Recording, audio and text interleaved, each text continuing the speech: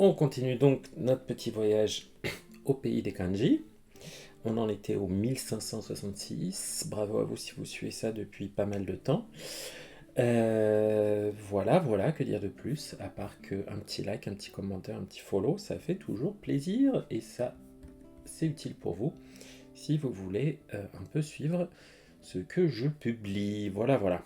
Donc, la dernière fois, on avait vu l'assiette, le plat dans lequel on met les choses. Bon, là, on va avoir une histoire assez sympa que je trouve vachement facile à retenir avec ça. On va commencer par, à gauche, la clé de la houppe, de la meute, qui ressemble un peu à une griffe. La meute de chiens sauvages. À droite de cette meute, je vais avoir un petit enfant. Un enfant, le ko de kodomo, et en dessous de cet enfant, une assiette. J'ai la meute de chiens sauvages qui s'apprête à mettre... Ah, il n'a pas aimé comment je l'ai tracé, il n'a pas aimé. J'essaie de le refaire un peu. Allez.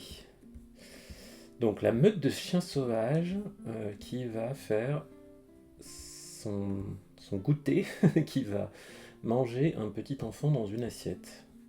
C'est l'image mentale que je me suis fixée pour ce kanji. Ah, il aime pas. Hein. Ah si, il l'a trouvé là. Voilà. C'est la férocité. Quelque chose de féroce, de absolument terrible. Voilà. Donc effectivement, c'est quand même une scène assez terrible quand on imagine une meute de chiens qui va dévorer un enfant qu'ils ont mis dans une assiette, quoi. Hein, donc voilà. Coucou Val Taïwan, bienvenue sur le chat. Donc je trouve qu'au niveau de l'image mentale, on est bien, hein, ça marche bien. Il est assez facile à prononcer, c'est toujours mo. Le mot auquel je pense, on ne le voit pas là. C'est quand on meurt de chaud. Hein, mo chaud. La vague de chaleur, la canicule, la chaleur insoutenable. Hein, vous savez que l'été au Japon, c'est horrible. C'est très chaud, une chaleur très intense qu'on ressent très fort à cause de l'humidité. Mo chaud, on peut parler de ça. Hein. C'est aussi une canicule, avec le chaud de Hatsui, le fait d'avoir très chaud. Voilà. Donc celui-là, je trouve qu'il se retient assez facilement. Le suivant. Alors, en haut, on va avoir le kanji de devenir, hein, le verbe naru. Naru. Je ne sais pas si vous vous souvenez un peu de lui. Hop. C'est vrai que naru, on le voit souvent écrit en kana plutôt qu'en kanji, mais bon, c'est ce kanji qui est là. Hein. Et en dessous, je vais avoir mon assiette. Hop. Tac. Devenir l'assiette. Oh, devenir l'assiette. Alors, le verbe naru, plus généralement, pas juste devenir, hein, c'est changement d'état. Le mot-clé qui est associé dans la méthode Heissig qu'on utilise, nous, c'est le boom, pas dans le sens, comment dire, pas dans le sens un son terrible, hein, mais plutôt une grande prospérité. Hein. Le fait qu'il y ait quelque chose qui se développe de façon extrêmement prospère. Voilà, c'est le nom de cet adjectif, là, sakan, hein, prospère. On a aussi le verbe sakaru, moru, hein, qui indique le fait d'avoir une activité comme ça, florissante, de bien se développer. Et puis les prononciations on trouve sei ou jo, qui sont des prononciations associées à la partie supérieure du kanji. Ouais, c'est un kanji plus rare, mais qu'on trouve quand même, hein, notamment dans le mot seikyo, hein, le succès, une bonne situation. Ce moru, on le trouve aussi dans la bouffe. Si vous connaissez l'expression moriawase, hein, parfois vous allez dans un restaurant japonais, on va vous proposer sashimi moriawase. Hein, ça vient de là, sashimi moriawase. Mori, Moru, c'est le fait qu'il y ait cette abondance de sashimi, qui dit toutes sortes de sashimi. Et awaseru, c'est le fait de combiner des choses. Donc c'est une sorte d'abondance organisée de sashimi. C'est le sens de moriawase, on pourrait dire une sélection, une efflorescence de sashimi, quelque chose comme ça. Moi, j'avais pensé un peu, je crois que j'avais pensé à la période du baby boom, hein, où je me suis dit qu'après la guerre, qu'après la Seconde Guerre mondiale, il y avait pas grand-chose dans les assiettes étaient un peu vides, et qu'ensuite elles étaient devenues pleines avec la reprise économique, le baby boom, tout ça, les 30 glorieuses, pour ceux qui veulent se souvenir de leur vieux cours d'histoire ou d'économie. Voilà, c'est l'idée que j'avais gardée pour ce kanji. L'idée de cette prospérité économique qui venait remplir les assiettes, qui devenait autre chose que vide. Voilà, c'est un peu tiré par les cheveux, mais je m'en souviens encore. Cette fois-ci, on va avoir la clé du sol, de la terre. Hein. Clé à gauche, donc, poup, le trait du bas, il devient un peu oblique. Je vais d'ailleurs le faire un petit peu plus près, voilà. Oh non, j'y arrive pas. Pourquoi j'y arrive pas? Tic, voilà. Ok. À droite de ça, je vais avoir une personne allongée, un homme allongé ou une femme allongée, comme vous voulez. En dessous, une bouche, un petit carré, et en dessous, ma petite assiette. Ça, c'est un bon kanji à connaître, lié à la bouffe. C'est le kanji du mot shio, qui est le sel. Shio. On a en prononciation on a N, comme par exemple dans Enbun. Hein, Enbun, c'est la teneur en sel, le contenu en sel d'un aliment par exemple. Et shio, on le trouve aussi dans des composés comme shio karai, quelque chose qui a un goût très salé. Un karai, ça veut dire épicé ou salé. Si vous dites shio karai, c'est sûr que ça veut forcément dire quelque chose de salé. Donc moi, la petite image que je m'étais faite, c'était, j'avais imaginé, c'est un peu bizarre, hein, mais j'avais imaginé quelqu'un qui faisait tomber la salière. Ok, il fait tomber la salière, et donc il s'allonge sur le sol, et avec sa bouche, il essaie d'en ramasser un petit peu pour en mettre dans son assiette. Voilà, il essaie de ramasser un peu du sel qui est tombé par terre. C'est l'idée que je m'étais gardée. Une idée un peu étrange. Quand j'étais petit, on m'avait fait croire que... Quand j'étais tombé dans l'eau de la mer, une amie de ma mère m'avait fait croire que l'eau était salée parce qu'elle venait de faire tomber une salière dedans. J'ai dit, mais pourquoi elle est salée, l'eau de la mer? Je savais pas. Je sais toujours pas bien d'ailleurs. Mais voilà. Elle m'avait fait croire ça. Ce qui était un peu cruel. J'avais pas quand même complètement cru. J'étais pas si neuneux, même si j'étais pas bien grand. Donc, ensuite, on va voir un composant qui est, ma foi, très utile. Ce composant, c'est l'argent. Pas l'argent dans le sens money. L'argent dans le sens le métal précieux argenté. L'argent. Donc ça, on va lui mettre la signification d'argent. Ok. Vous le retenez un peu comme vous voulez, mais bon, voilà, c'est le sens qu'on va mettre sur ce composant. Et le premier kanji qu'on va voir qui utilise ce composant, c'est justement l'argent, le métal.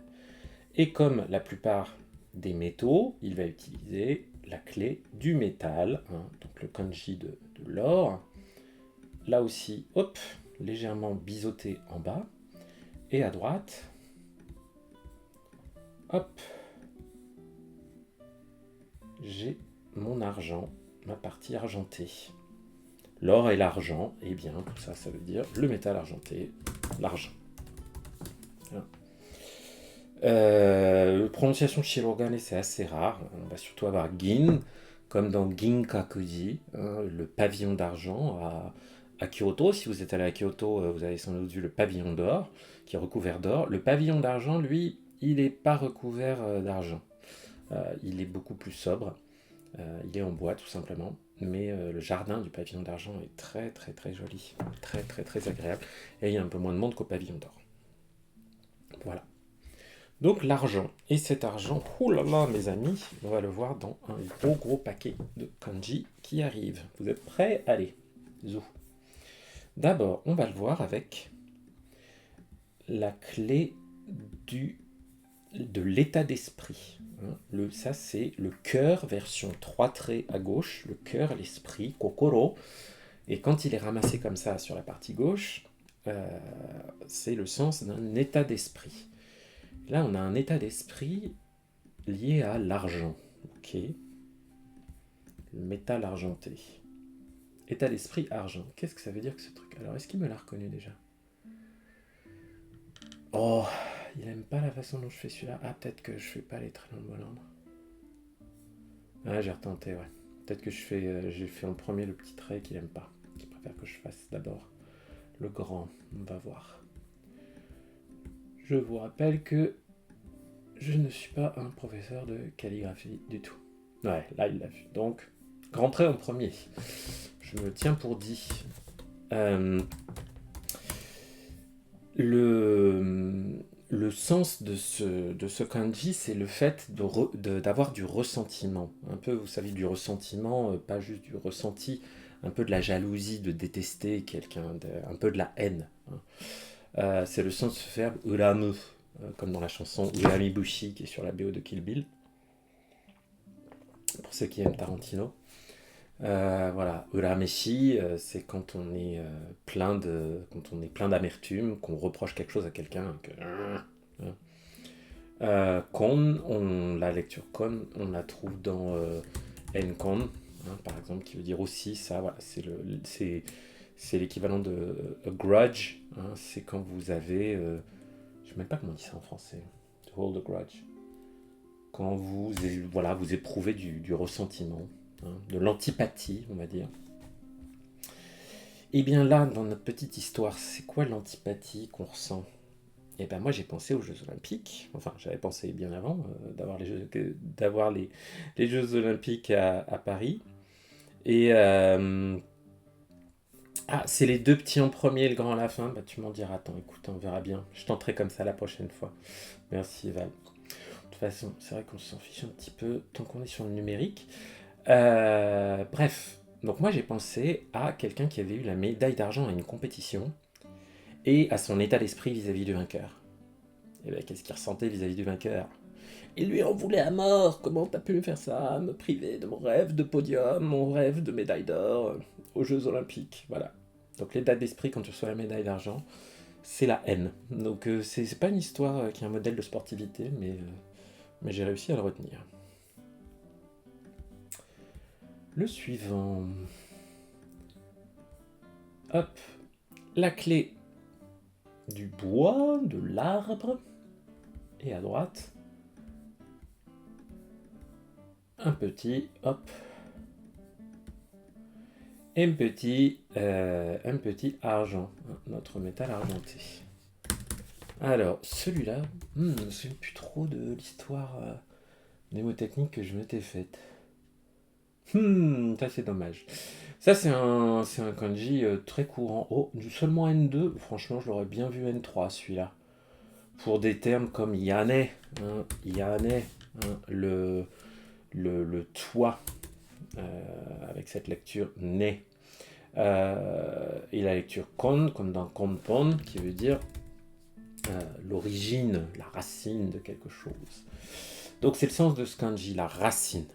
Ce qu'il y a à la base. Donc on a une racine avec de l'argent. Qu'est-ce qu'on pourrait imaginer comme petite histoire sympathique? On va aller voir du côté de kohi.com.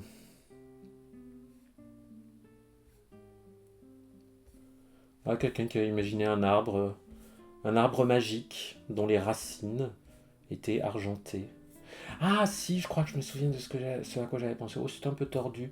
J'avais pensé au fait que une vision bucolique d'un bel arbre et au pied duquel il y avait une petite rivière qui coulait. Et comme dans la poésie Le Dormeur du Val de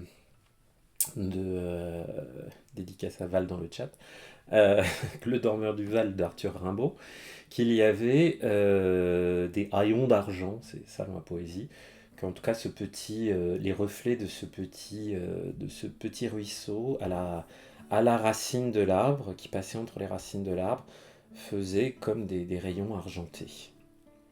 Voilà. Voilà un petit peu comment je l'avais retenu celui-là. Alors, le suivant. Celui-là, je l'aime pas beaucoup. C'est le genre de kanji que je sais jamais écrire tout seul, sur lequel j'ai souvent des hésitations. J'en profite pour vous montrer que ce composant-là, vous voyez comment il se fait là. Là, sur la partie droite, il y a deux traits. Un, deux. Eh bien, quand ce composant est utilisé en partie gauche du kanji, il n'y a qu'un seul trait comme ça. Il n'y a pas encore un trait en plus là qui vient percuter celui-là. Hein. Il est un peu simplifié. Il a un trait en moins. Et cette fois-ci, à droite, on va avoir notre tampon. Voilà. Notre timbre. Souvent dans ma tête, je les confonds un peu tous les deux. C'est pas trop grave. Tchoc. Celui-là. Il a un sens un peu abstrait. Hein. C'est le fait, comment dire, d'être instantané, d'être immédiat. On a aussi cette lecture Sunarwachi, hein. C'est-à-dire, vous voyez, ça c'est... Oh là là, c'est abstrait tout ça, hein, c'est pas facile. Ça, je l'aime pas beaucoup ce kanji, je l'oublie tout le temps. Je l'oublie pas dans les mots, hein, par exemple Sokuto, hein, avec le kanji de la réponse, quand vous répondez tout de suite. Sokuto, ça veut dire que c'est une réponse immédiate, une réponse instantanée. Hein, vous répondez tout de suite à quelqu'un. On a non, Sasoko, c'est pas celui-là. Auquel je pensais. Il y a un mot qui me revient pas là. Non, pas ça, pas Sunawati, Sokusa. Ouais, Sokuzani, hein, qui veut dire immédiatement, de façon spontanée. Sokuseki, quelque chose d'improvisé. Toujours cette idée de, voilà, d'un instant, de quelque chose d'immédiat.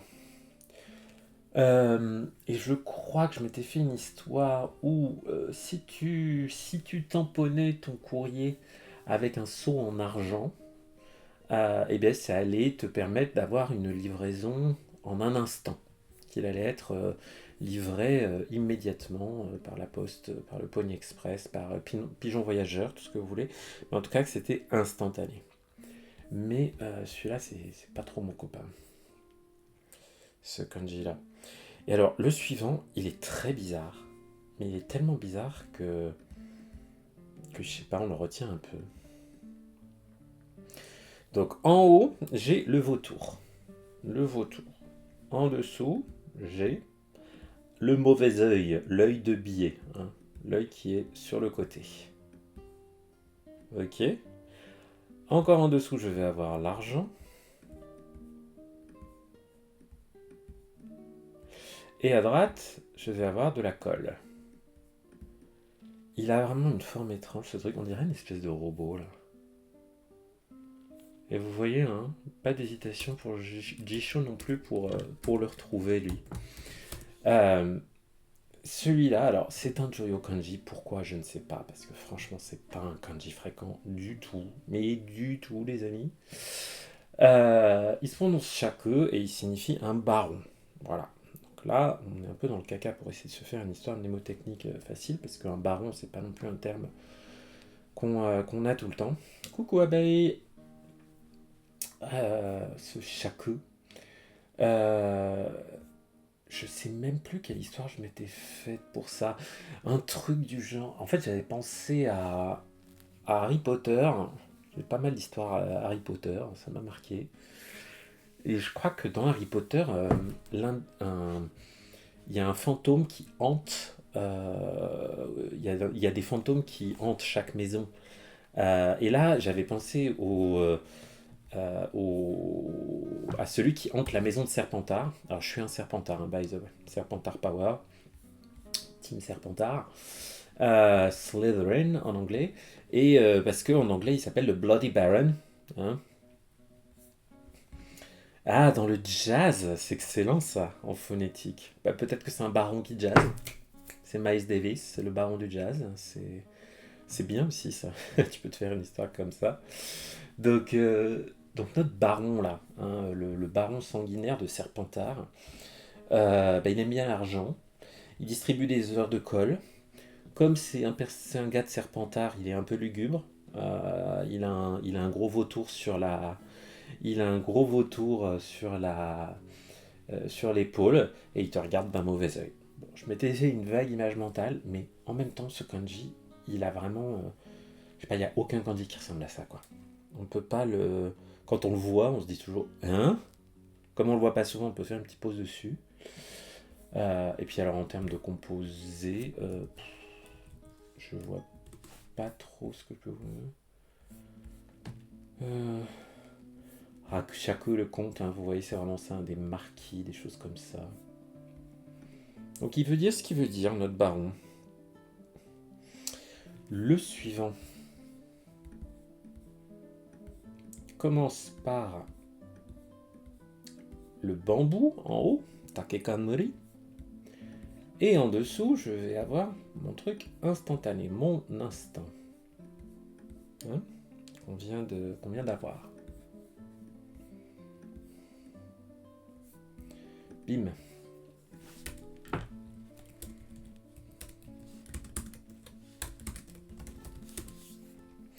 Mon bambou. Je l'aime bien la clé du bambou. Le sens de ce kanji, c'est un nœud, mais dans le sens un nœud dans le bois. Un nœud dans le bois. Hein, c'est le sens de ce mot fushi. Hein, si vous posez la question, c'est quoi un nœud dans le bois? Bah, hop. Bah alors.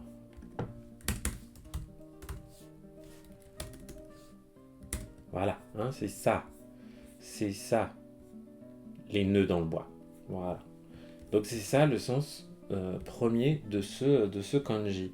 Mais par extension, il a pris d'autres sens. Hein.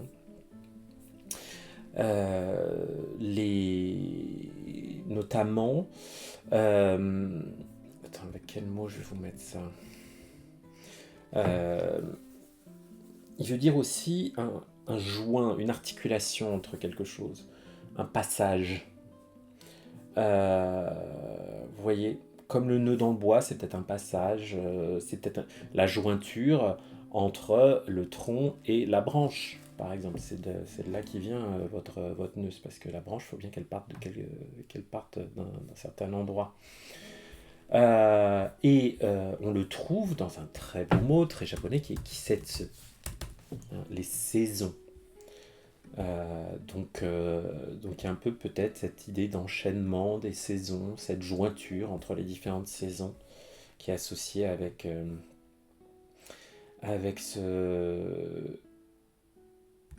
ce petit kanji. Vous voyez une articulation. Fushi. Donc, une fois qu'on a dit ça, comment on va trouver notre nœud dans le bois avec du bambou et un instant?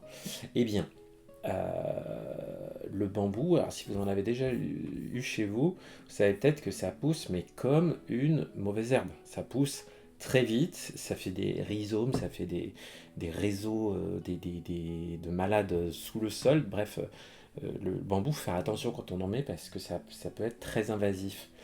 Euh, pour une fois que je connais un truc en botanique. Donc le bambou, et ben le bambou, en un instant, voilà, instantané, hein, le bambou en un instant vous vous retrouvez avec ces nœuds, ces jointures, hein, vous voyez un peu le bambou entre les différentes parties. Bon, là, ça limite mes compétences en botanique, mais je sais pas comment ça s'appelle, mais vous voyez il y a des jointures entre les différents. Sur un bambou, c'est pas juste une tige. En un instant, vous allez vous retrouver avec plein de nœuds de bambou dans votre jardin. Euh,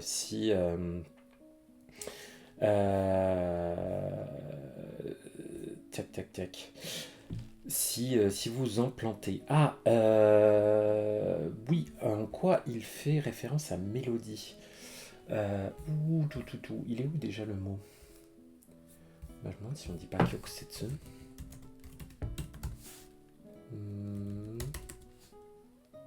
Voilà. Kyokusetsu, la mélodie. Voilà, t'as ta réponse. On le trouve effectivement dans ce genre de vocabulaire. Mais bon, c'est secondaire. Hein. Voilà. Il y a cette idée d'articulation, donc le nœud du bois, qui est une articulation entre différentes choses. On peut s'y retrouver. Hein. Ensuite, là, cette fois-ci, on va l'avoir sur la droite. Hein, donc, il va récupérer tous ces petits traits. Notre petit argent. Et à gauche, on va avoir le chemin. Voilà. Le chemin est de l'argent. Métal argenté. Le sens de ce kanji qui est très utile, vous voyez niveau N3, c'est celui qui est associé au verbe shirizoku qui veut dire reculer, s'en aller, à partir en arrière. Shirizoku, se retirer. En lecture on, on a tai par exemple, comme dans intai, qui est la retraite, le fait de battre en retraite, le fait de s'en aller. Hein, vous vous retirez, ça c'est avec le kanji de hiku, tirer. Intai. On a aussi par exemple le mot taishoku, qui veut dire la retraite, le fait de se retirer de sa profession. Hein, prendre sa retraite, par exemple. Et donc, on parle souvent de cheveux argentés comme euphémisme pour parler des seniors. Donc j'ai pensé à ça. J'ai pensé que quelqu'un allait prendre sa retraite. Voilà, tout simplement. Et une personne aux cheveux argentés qui allait prendre sa retraite et qui allait partir sur les chemins. Explorer le monde, profiter, voilà. Après avoir cotisé toute sa vie. Voilà. Donc si vous pouvez prendre votre retraite, tant mieux pour vous. Perso, je pense que le modèle de la retraite qui dure 25-30 ans comme c'était le cas avant, il ne va pas durer très longtemps. Moi, je vous avoue, je vis pas tellement pour économiser pour ma retraite. Voilà. Maintenant, on va avoir à gauche le sommet, le pinnacle, le pinacle. Et à droite, je vais avoir de l'argent.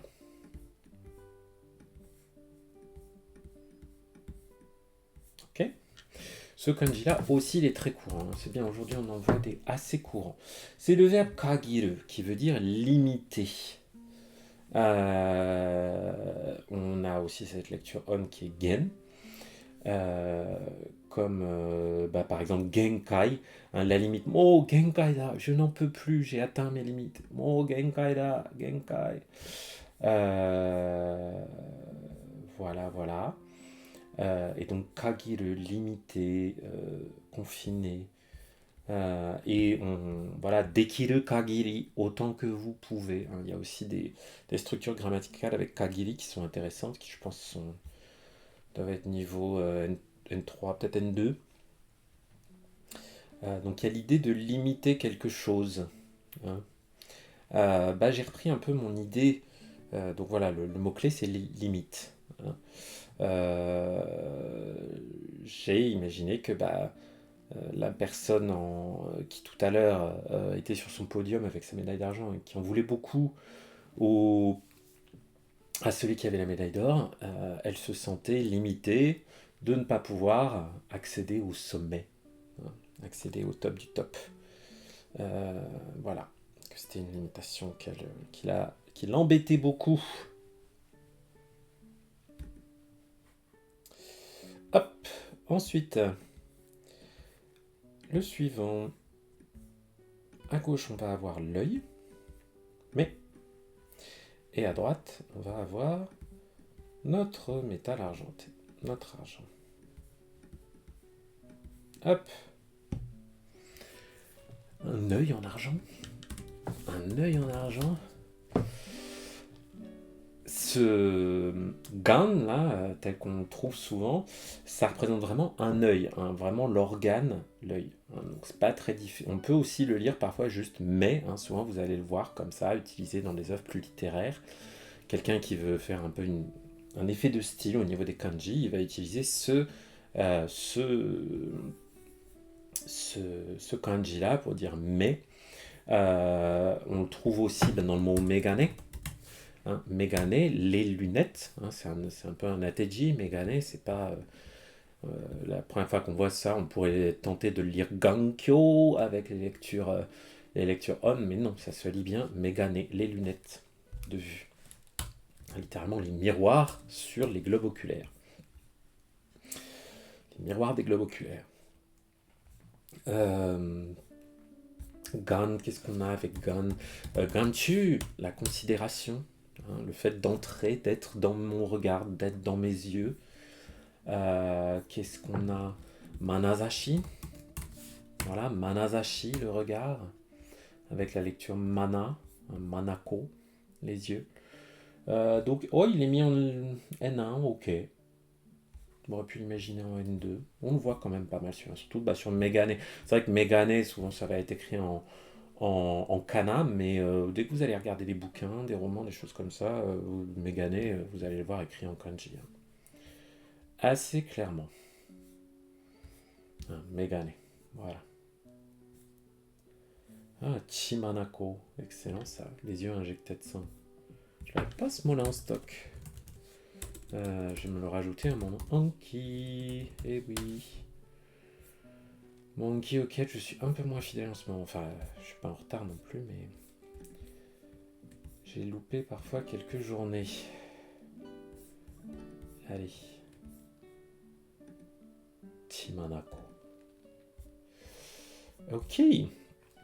Donc le regard. Bah moi j'ai pensé que de même que des gens pouvaient avoir un œil de verre, on pouvait aussi avoir un œil en argent, c'était plus classe. Hein. Y a GoldenEye dans les James Bond, Goldfinger, tout ça, ben, pour avoir Silver Eye, qui serait un méchant dans James Bond, qui aurait un faux œil en argent, un globe oculaire en argent. Ça peut faire une petite image sympa pour retenir ce petit kanji que j'aime bien. Alors là, on va modifier notre argent pour, de façon très très facile, hop, on va juste lui rajouter une petite goutte en haut. Et là, on va avoir un nouveau composant et kanji. Kanji à connaître pour son sens. Voilà. Donc j'ai une petite goutte sur de l'argent. Qu'est-ce que ça veut dire ça? Ce kanji qui est très courant, vous voyez N3, et qui se prononce ryo, c'est aussi le kanji de l'adjectif yoi ou i, qui veut dire bien, quelque chose qui est bien. Voilà. Le bon, le bien. On trouve par exemple sur Ryoshiki, hein, le bon sens. Qu'est-ce qu'on va avoir d'autre? Yuryo, quelque chose qui est excellent, qui est de qualité supérieure. Ouais, pas mal tout ça. Hein. Yoi, ryo. Que vous dire depuis ce kanji? Ben moi, qu'est-ce qui est bien? Une bonne action. Avec une petite goutte sur de l'argent. Ben moi, j'ai pensé à une petite goutte de sang au bout d'une seringue en argent. Bon, c'est un peu bizarre. Mais j'ai pensé au don du sang. Et ben voilà, si tu vas donner ton sang, t'es pas payé, et tu fais quelque chose de bien pour tout le monde, bah c'est une bonne action, non? Hein, de donner une petite goutte de sang qui est prise dans une seringue avec une aiguille en argent. Ensuite, donc cet élément, On va le retrouver dans pas mal de petits kanji. Hein. Pareil, quand je vais la voir à gauche, j'ai un seul trait là en dessous. J'en ai pas deux. Dans cette zone-là. Là, je le vois avec la lune. Ça, c'est un kanji plutôt rare. Ça va être clairement du N1, je pense. Voilà, c'est l'adjectif hogaraka, qui veut dire mélodieux, clair, harmonieux. C'est quelque chose de mélodique et de joyeux. Hein. C'est un peu bucolique, serein. Akiraka, on va plutôt l'écrire avec autre chose. Hein. Et on a la lecture onke. Ro, roho, hein, avec les informations. Donc des bonnes nouvelles. Des bonnes nouvelles.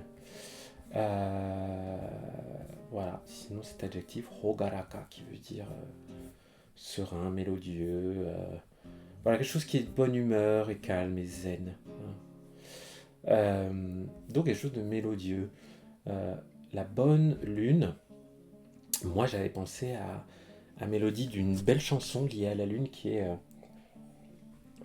Hijo de la Luna du groupe Mecano, une vieille chanson des années, je pense début des années 90, tout début des années 90, qui est très belle et qui est très mélodieuse. Et j'ai pensé, voilà, la bonne lune, ça m'a fait penser à ça, à cette chanson.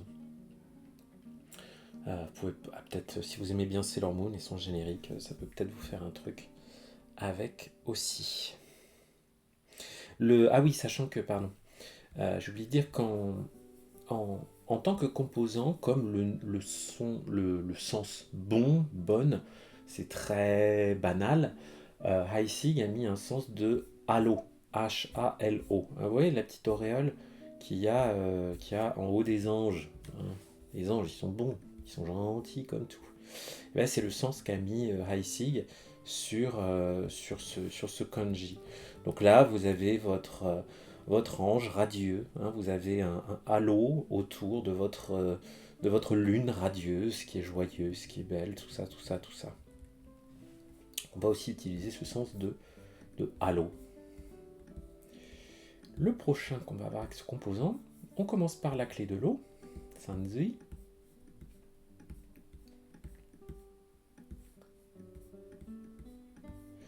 Et à droite, on a notre halo, notre truc bon.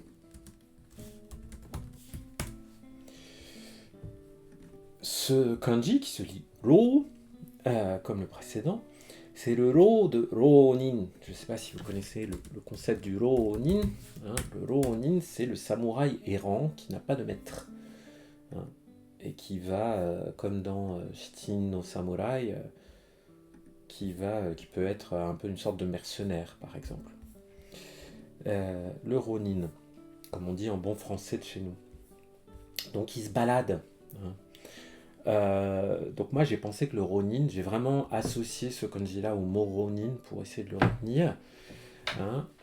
Il se balade le long de l'eau, des rivières. J'ai imaginé Toshiro Mifune, l'acteur fétiche de Kurosawa.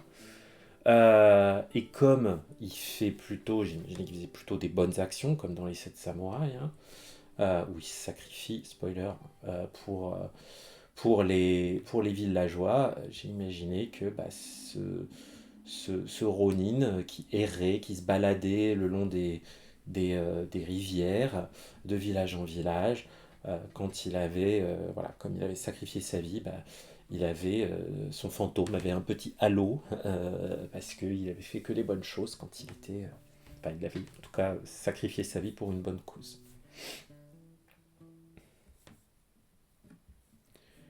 Ensuite, je vais avoir la clé de la femme. Et à droite, le halo. Quelque chose de bien, de bon, de vertueux. Une femme vertueuse au point qu'elle a un halo. Ah, ça c'est qui? C'est Musume, c'est ma fille. Voilà, ma fille. Ma fille, elle est super vertueuse. Elle est formidable, c'est une bonne fille. Donc, une bonne femme, une femme vertueuse avec un halo autour de la tête, sur la tête. Bon, voilà, j'ai la chance d'être papa de 2 filles, donc ça me parle ce genre de choses, puisque mes filles, je les aime bien et elles sont absolument exceptionnelles. Et donc j'ai pas eu de mal à retenir le sens de musume. Donc la fille, la jeune fille. Voilà. On a également cette lecture Jo. Voilà. On trouve ce kanji dans le girls band Morning Musume, qui a eu ses heures de gloire au début des années 2000 et à la fin des années 90. Et voilà. Ok, là enfin on va avoir un kanji niveau JLPT N5 qui utilise ces éléments qu'on voit. Hein. C'est ce qui est frustrant dans cette méthode. Vous voyez en position 1582, et ben on voit encore des kanji niveau JLPT N5 parfois, qu'on n'a pas encore croisé parce qu'on n'en avait pas vu les composants. Là les composants en haut c'est le parapluie et en dessous on a le halo. Vous l'aurez tous reconnu, bien sûr ce kanji, c'est le kanji du verbe manger, taberu, ou la version un peu plus animale, un peu plus sauvage, que qui veut dire bouffer. Que, ou kurau, comme dans kurae, bouffe ça, tiens, prends-toi ça. Hein, sinon c'est bien sûr taberu, ou shoku, comme dans shokuji, le repas. Jiki qui est un peu plus rare, mais pas qui existe vraiment comme lecture, comme par exemple dans le mot danjiki, danjiki qui veut dire le jeûne, le fait de ne pas manger, de se priver. Donc que vous dire, ce kanji il est tellement commun, vous allez le voir tellement souvent, se dire que c'est manger, bon voilà. Hein. Sinon, voilà, on le retient quand même assez vite. Si vous avez besoin d'une petite image mentale, vous pouvez imaginer quelqu'un, peut-être notre Ronin de tout à l'heure, qui mange sous la pluie son repas en attendant la bataille finale dans les 7 samouraïs. Et comme il pleut, il a un parapluie sur la tête. Hein, un petit côté street food.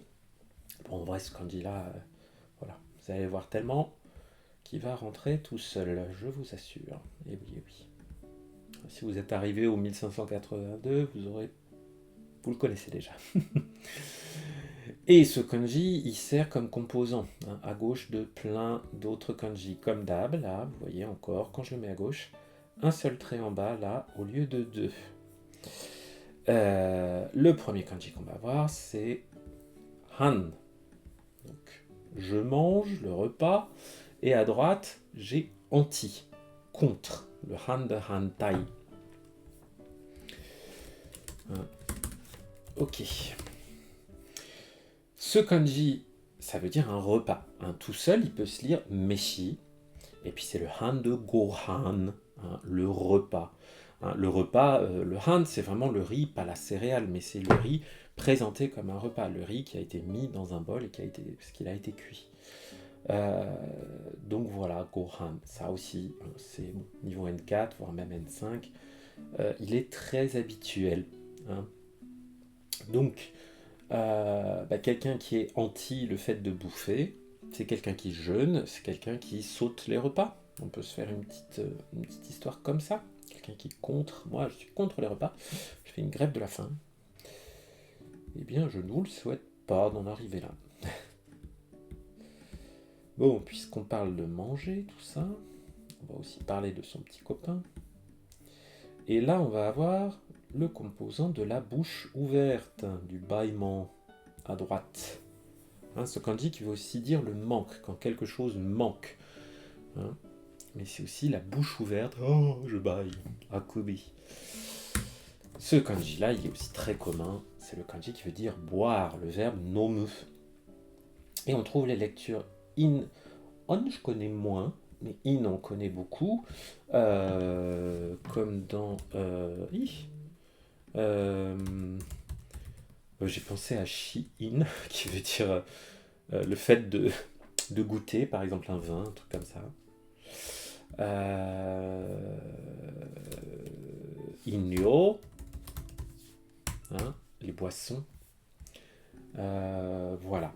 Donc ça aussi, c'est un kanji très clair. Et bien, quand j'ouvre la bouche, j'ai besoin d'ouvrir la bouche pour boire, hein, pour mettre des choses dedans. On ne va pas boire la bouche fermée, si on se met un tube par le nez, ce qui n'a pas l'air super confortable, je pense. Tchac. Le suivant, il est marrant. Et il est un peu moins commun. Hein. Et oui, peut pas voir que des kanji niveau N5 et N4 pour la bonne raison qu'il n'y en a pas beaucoup. Hein. Niveau N4, au total, c'est 220 kanji à peu près, donc c'est 10% à peu près du bouquin. Et à peu près 10% des Joyo kanji, donc c'est pas beaucoup. Là, cette fois-ci, à droite, on va avoir le vent. Le vent qui souffle. Donc j'ai le vent qui souffle sur le repas. Pourquoi? Parce que mon assiette est vide.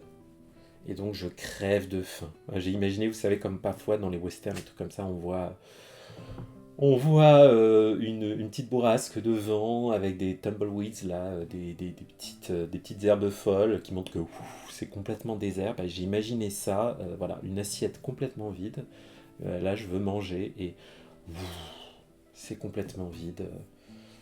Il n'y a rien. Le vent souffle sur mon assiette et je crève de faim. Donc, c'est le verbe ueru. On a la lecture on ki, comme dans par exemple kiga. Hein, non. Voilà, kiga, la faim, la famine. Voilà. D'ailleurs, je vous ai spoilé parce que, en fait, le kanji d'après veut dire à peu près la même chose. Donc, c'est pas évident de les distinguer par mots-clés. Comment j'avais fait, moi? J'avais distingué la faim et la famine. Donc là, c'est la faim. J'ai faim parce que mon assiette est vide. Et là, on va avoir la version un peu plus hardcore, la famine. Ok? C'est moche ce que je dessine, mais c'est pas grave. Et là, dans la partie droite, on va avoir un kanji assez moche, qui est l'ego. Hein? Le wa de waga. Moi-même. Kanji assez moche. Et quand on rajoute cette clé du repas à gauche, c'est pas mieux. Ça reste assez vilain, je trouve. Donc vous voyez, celui-là aussi, il peut servir pour le verbe ueru, qui veut dire être affamé, crever de faim. Et c'est le ga de kiga. Donc voilà. Donc ça, c'est pas des kanji qu'on voit méga souvent, mais c'est bien de les connaître quand même. Voilà. Ensuite, toujours avec notre clé du repas, des choses à manger.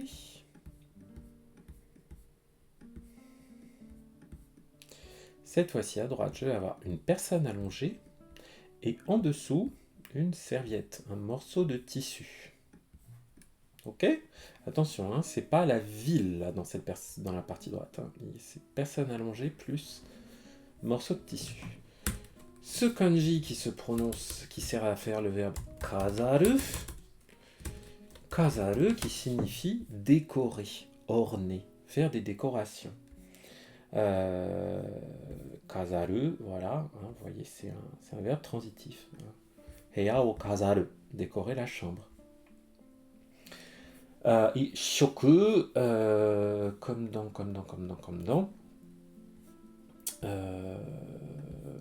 J'ai keishoku. Non, pas celui-là. Non. À quoi je pensais déjà? Bon, c'est pas grave. Ça me reviendra. Donc, kazaru, décorer. Décorer. Eh bien, moi j'ai imaginé que pour décorer la salle à manger, la salle du repas, je voulais mettre une grande nappe. Sauf que la table est tellement grande, tellement longue, que j'ai dû prendre la nappe et m'allonger complètement sur la table pour pouvoir réussir à décorer la salle.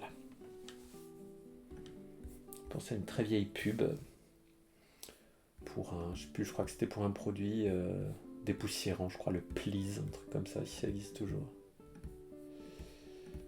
Notre petit kanji suivant avec toujours la clé du repas, de la bouffe. Cette fois-ci à droite, on va avoir l'oreille. Mimi. Voilà, j'ai mon oreille à droite. Tiens, c'est marrant, ils l'ont mis comme ça. Vous voyez, là, ils m'ont fait une petite variation sur le kanji. Bon, pas très grave, on n'est pas obligé de la faire. À l'écrit, les deux sont acceptés, je pense. C'est le kanji esa, qui veut dire de la nourriture, plus spécifiquement de la nourriture pour animaux.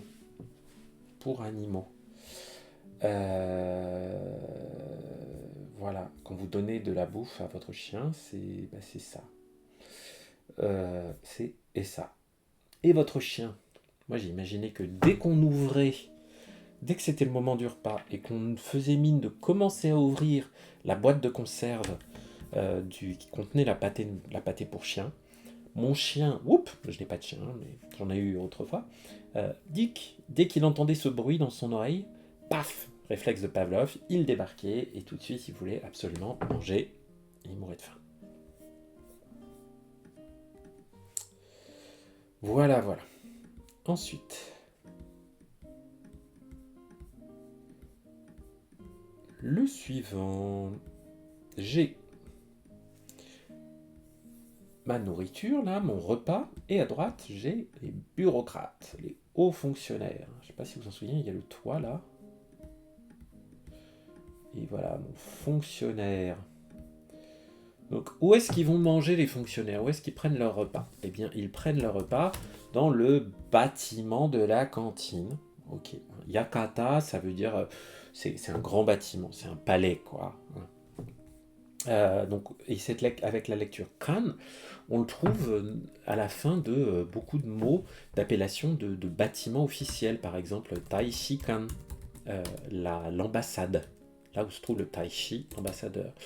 Euh, à Paris, on a la maison de la culture du Japon qui s'appelle Nihon Bunka Kaikan. Nihon Bunka Kaikan. Voilà, donc c'est ce kan là. Et le dernier qu'on va voir aujourd'hui, il est aussi délicieux. Donc voilà, moi j'ai imaginé un grand bâtiment dans lequel allaient manger les fonctionnaires à la cantine. Tout simplement. Donc là j'ai encore mon repas. Et à droite, je vais avoir un élément qu'on n'a pas vu depuis quelques temps qui est le puzzle. Avec ces deux petites cornes.